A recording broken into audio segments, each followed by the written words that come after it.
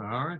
Well, hey, Chet, we rolled out our Philly Pressbox Radio Hall of Fame preview about 10 days ago with the voting to close yesterday, and unfortunately, our ballot got hacked. Not sure how that happened, but we had one person fill out the same ballot about 120 times, minute after minute after minute, and they did not log back in to the page each time. So anyway, we're going to revert back to where we were last Wednesday. So some people's votes probably didn't get counted, but we had that count for last Wednesday. And actually, the loaded ballots didn't really change the outcome too much because somebody else loaded some in there too. So we're not sure how that happened. It was a new polling system on the website that this year from what we've used in the past. But anyway, so we've got our 3 fan picks. You and I have one, and let's go ahead and get it done, and we'll make it from there. Damn Putin. Did I just say that? Yeah, it is unfortunate, but yeah, we did see how that voting was trending ahead of the hack. So I think that is the proper way to handle it, Bill. And either way, a certain Eagles quarterback who wore number 5 again failed to garner much support, either before the hack or from the hackers. Nobody loves Donovan. Unbelievable. So let's hit it.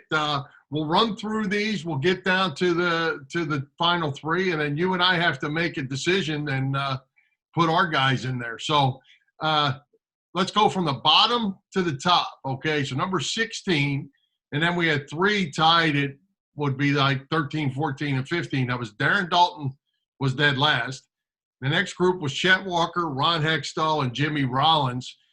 And then followed by your guy, Seth Joyner and Donovan McNabb, which gets us to the top 10. No love for Joyner, no love for McNabb. Yeah. All right. There were 2 guys tied for 9th. So in other words, 9th and 10th. That would be Mo Cheeks and Gary Maddox. And then former Eagles Hall of Famer Bob Boomer Brown coming in at number 8. Yeah, Boomer got a little more support this year. Number 7, Chase Utley. Number 6, Randall Cunningham. Number 5, Ryan Howard. And number 4, Mike Quick. All right, now we get down to the nitty-gritty. Number 3, and therefore an automatic induction by fan vote into our Philly Pressbox Radio Hall of Fame. It's the hard-nosed Flyers forward who's currently the coach of the Carolina Hurricanes, Rod Brind'Amour. Congratulations. Rod Brind'Amour is in. That gets to number 2, who is also an automatic vote by the fans, and that would be that Tugger. The Tug McGraw makes it into our Philly Pressbox Hall of Fame. Don't know that you can argue with that one, Chet. Probably not, but here's one you could argue with. Number 1, and automatically in, he's, I guess, the head Broad Street bully himself from those back-to-back Stanley Cup Flyers. Dave the Hammer Schultz won the popular vote. Go figure.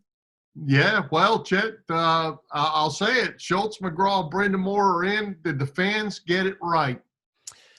I'm nothing if not honest, Bill, and honestly, no, they did not. Rod Brind'Amour, definitely worthy, but in my humble opinion, there are far better and far more deserving Philly athletes who should have gone in ahead of Schultz, certainly, and maybe even ahead of the late, great Tugger. So that's just the way I feel. Tugger was borderline for me. Schultz, and I hope he's not listening because I don't want him to hurt me, Schultz is not Hall of Fame worthy. Well, and you and I will disagree on that because I feel like, although obviously not the greatest of hockey players, he was the guy that made a lot of things happen for those teams.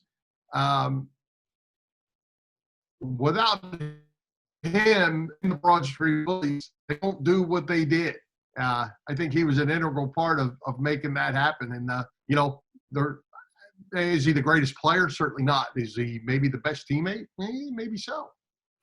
Yeah, he was a great teammate and certainly an important part of what they did. He had that 20-goal season, too, and all those penalty minutes. He was great to watch, a lot of fun. People loved the fights back in those days. But for me, that's not enough to be a Hall of Famer, even in Philadelphia alone.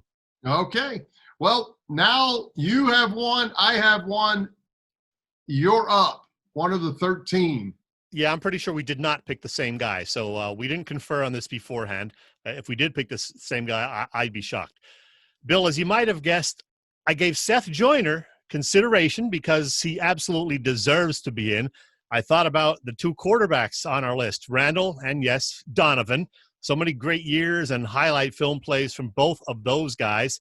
And I thought about putting the first of the 2008 Phillies championship team guys, into our hall, whether it be Howard or Utley or J-Roll. They're going to get in eventually.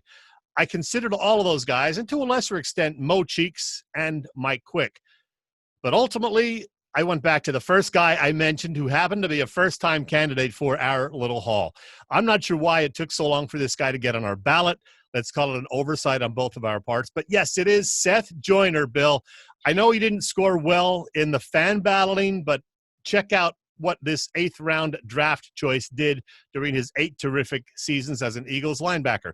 37 sacks, 17 interceptions. He played with 3 other teams later on, finally won a Super Bowl with the Broncos, ended up as the only player in league history with at least 50 sacks and 20 interceptions to go with 26 forced fumbles. I don't know why you don't give him the support that he deserves, Bill. His numbers are better. I said this before. Better than Hall of Famers Derek Brooks and Junior Seau. Look it up if you don't believe me. He went into the Eagles Hall of Fame in 2018. And now he's going into our hall. It is Seth Joyner, Bill.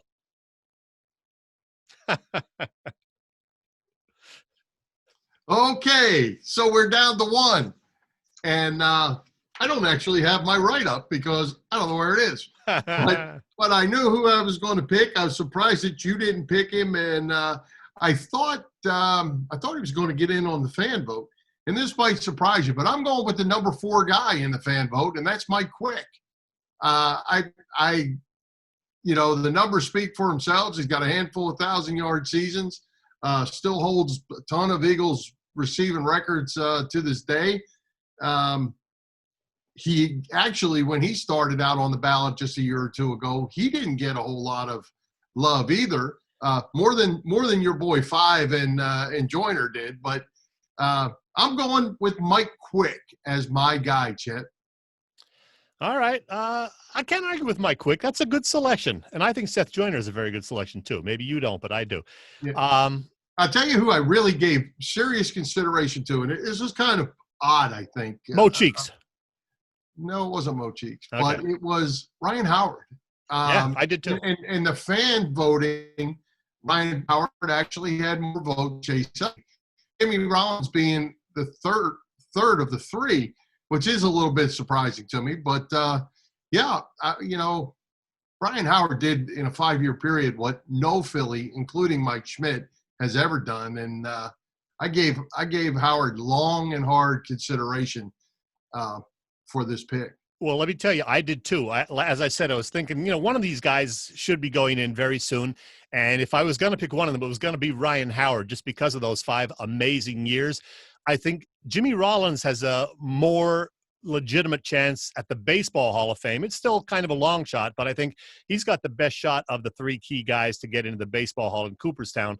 But I was going to go with Ryan Howard if I did pick one of those Phillies, just because he was just so great to watch. The power, those years that I mentioned, he was just amazing. The 58 home run year. Ryan Howard would have been my Phillies selection if I were to go that way. Yeah, bummer. The injury's a bummer for Howard, and it, a lot of Philadelphia fans kind of, turned on him a little bit because he just couldn't. He wasn't a quarter of himself there the last couple of years. But what are you gonna do? Injury's an injury, and but what he did when he was healthy was something special. Yeah, that's true. And we'll talk more about that later. So, do you want to wrap up the segment with who we put in? We have our final class, 2020: Dave Schultz, Tug McGraw, Rod Brind'Amour, Seth Joyner, and Mike Quick are our 5 for 2020. Not bad. And listen, we're going to have to talk about all this for next year. I think maybe we should drop a guy or 2 from the ballot. Here's some other guys to consider. I think all these guys should be on the ballot, if not next year, soon. See what you think. David Akers, Eric Allen for sure, Jerome Brown, Trent Cole, Pete Retzlaff, Troy Vincent, Brian Westbrook for sure, Doug Collins, John LeClaire, Bobby Abreu, Kurt Schilling, Bernard Hopkins, and maybe even Scott Rowland. Okay. You look underwhelmed. Yeah, I mean, they're okay. I'm not sure who you take off the list. You're going to put Bobby Abreu on, take Darren Dalton off. I mean, Yeah, I would take Darren Dalton off for sure. Dalton doesn't belong. You know, you put John LeClaire on and take Ron Hextall off.